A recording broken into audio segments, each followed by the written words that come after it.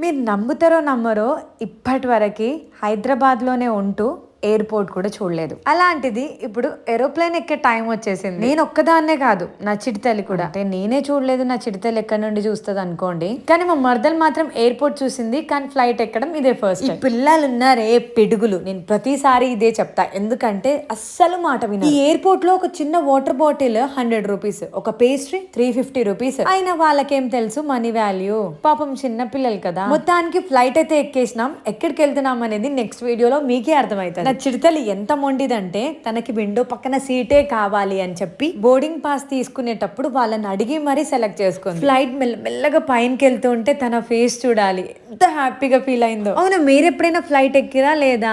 ఎక్కితే ఎక్కడి వరకు వెళ్ళిరు అనేది కామెంట్ చేయండి. పైనుండి వ్యూ అయితే సూపర్ గా ఉంది. అసలు నేను ఎప్పుడు ఎక్స్పెక్ట్ చేయలే ఫ్లైట్ ఎక్కుతా. దీన్ని బట్టి నాకు ఒకటి అర్థమైంది, సక్సెస్ ని మనం ఎదురు చూడొద్దు, అదే మన దగ్గర రావాలి.